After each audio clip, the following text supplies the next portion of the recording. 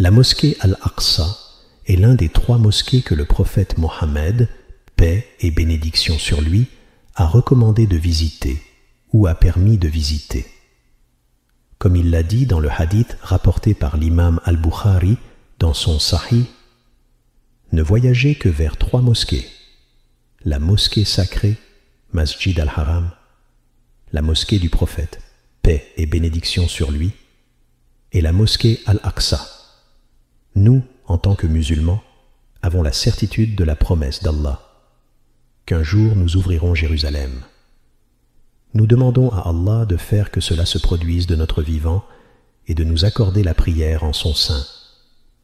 C'est la promesse d'Allah, et Allah ne manque jamais à sa promesse, et le prophète Mohammed, paix et bénédiction sur lui, ne manque jamais à sa promesse. Ceci est ce qu'Allah et son messager nous ont promis, et Allah et son messager ont dit la vérité. Soyez toujours convaincus que la Palestine et Jérusalem, si Allah le veut, reviendront aux musulmans. Par Allah, par Allah, par Allah, je vois ces Juifs infidèles et maudits se faire tuer de la pire manière aux portes de Jérusalem, traînés en captivité dans l'humiliation et la honte. Leurs cœurs sont saisis par la peur et remplis de terreur face aux serviteurs croyants et unifiés d'Allah. Ils essaient de fuir et de se cacher de leur vengeance. Mais comment pourraient-ils échapper quand Allah a envoyé contre eux des serviteurs à la force redoutable? Et cela n'est pas difficile pour Allah. Selon Abu Huraïra, qu'Allah soit satisfait de lui, le messager d'Allah, paix et bénédiction sur lui, a dit: l'heure ne viendra pas avant que les musulmans ne combattent les Juifs. Les musulmans les tueront jusqu'à ce que le Juif se cache derrière une pierre ou un arbre. La pierre ou l'arbre dira: ô musulmane, ô serviteur d'Allah, il y a un Juif derrière moi, viens et tue-le. Sauf l'arbre de Garkad, car c'est un arbre des Juifs.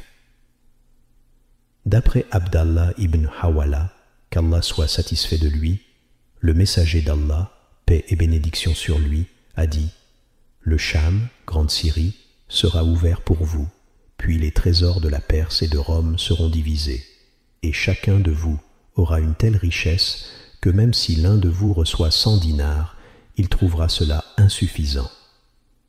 Le prophète, paix et bénédiction sur lui, posa alors sa main sur ma tête et dit: ô Ibn Hawala, si tu vois le califat descendre dans la terre sainte, alors les tremblements de terre, les calamités et les grandes affaires se produiront, et l'heure sera plus proche des gens que cette main de ta tête. Jérusalem sera ouverte, si Allah le veut.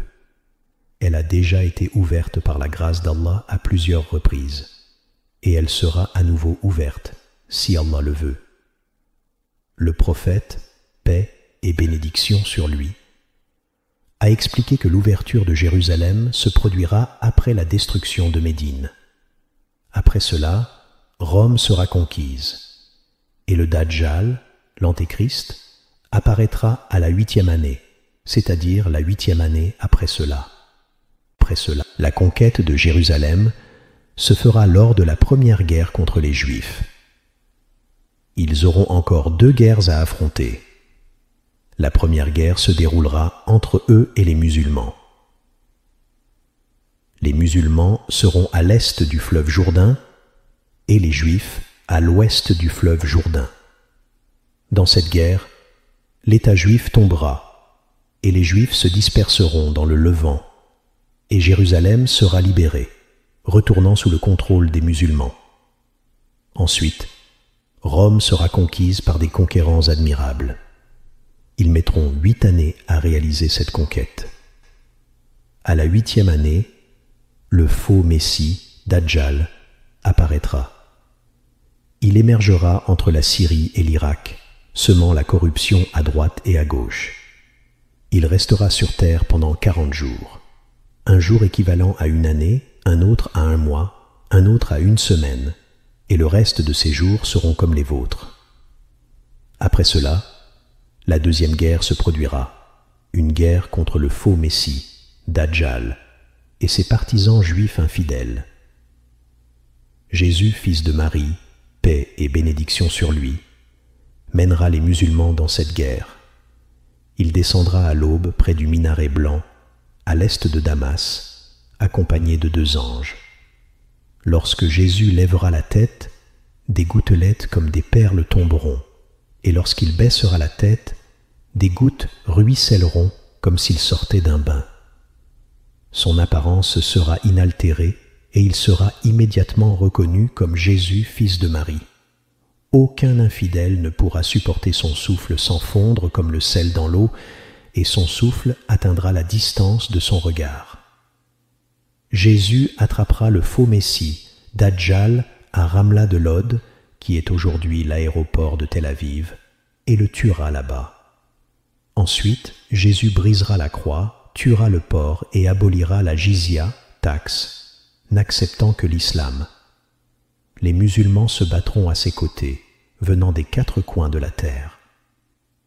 À ce moment-là, les pierres et les arbres parleront, disant « Ô serviteur d'Allah, ô musulmans, il y a un juif derrière moi, viens et tue-le, sauf l'arbre de Garcade, car c'est un arbre des Juifs.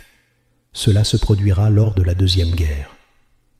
Soyez heureux, ô serviteurs d'Allah, de la victoire d'Allah Tout-Puissant. Ayez confiance en sa promesse, lui qui ne manque jamais à sa promesse. Il sait tout et il est capable de tout. Et si la mort me parvient, conformément au savoir, au décret et à la volonté d'Allah, et que nous n'avons pas eu l'honneur de prier à la mosquée Al-Aqsa, il nous suffira de mourir en luttant ardemment pour la libération de Jérusalem, en nous libérant des chaînes des désirs et des plaisirs. Nous devons inculquer à nos enfants et à nos descendants l'amour de la ville de Jérusalem et de la mosquée Al-Aqsa bénie, et veiller à contribuer à la libération de ce lieu béni. Nous devons planter dans leur cœur l'amour de leur religion et leur apprendre à offrir leur vie pour élever la parole « La ilaha illallah ». Il n'y a de Dieu qu'Allah. Jésus, paix et bénédiction sur lui, est le prophète qu'Allah Tout-Puissant a élevé vers lui, le protégeant de la mort en l'élevant au ciel. Il n'a pas été crucifié, mais il est vivant et pourvu de subsistance. Plusieurs narrations confirment cela. Les prophéties annoncent que Jésus, paix et bénédiction sur lui, descendra pour libérer la Palestine et la mosquée Al-Aqsa des mains des Juifs. La descente de Jésus sur terre est l'un des signes du jour du jugement.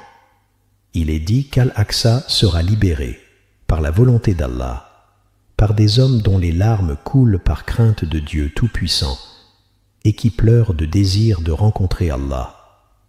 Allah les soutiendra avec sa victoire et les pierres et les arbres combattront à leur côté, disant « Ô musulmans, ô serviteurs d'Allah, un juif se cache derrière moi, viens et tue-le » comme l'a rapporté le prophète, paix et bénédiction sur lui. Allah, le Tout-Puissant, a dit « Et une autre faveur que vous aimez, un secours de la part d'Allah et une victoire prochaine. » Et annonce la bonne nouvelle aux croyants. La fin des Juifs aux mains des musulmans croyants et monothéistes est une certitude. L'un des signes de cet événement sera le retour des musulmans à leur religion, leur attachement au Coran et la conduite du prophète, paix et bénédiction sur lui, en suivant et en imitant sa sunna. Revenir à Allah, c'est connaître notre religion véritablement, connaître notre Seigneur, le Tout-Puissant, et savoir comment le diable nous a infiltrés. Ensuite, il faut connaître les devoirs de notre époque et s'y consacrer. En nous concentrant sur ce que nous pouvons accomplir, Allah nous bénira dans nos efforts sincères et fidèles et nous ouvrira la voie à ce que nous ne pouvons pas encore accomplir, étape par étape, jusqu'à ce que nous atteignions notre objectif. Ô Allah, je prie, écoutez notre supplication, chers spectateurs. afin qu'Allah accepte de nous. Ô Allah, toi, le puissant et fort, soutiens nos frères en Palestine. Ô Allah, soutiens ta religion, ton livre, la sunna de ton prophète et tes serviteurs combattants en Palestine. Sois leur allié et leur protecteur, leur soutien et leur secours. Renforce leur unité, leur détermination et accorde-leur la victoire sur ton ennemi et le nôtre. Ô Allah, accorde-leur la victoire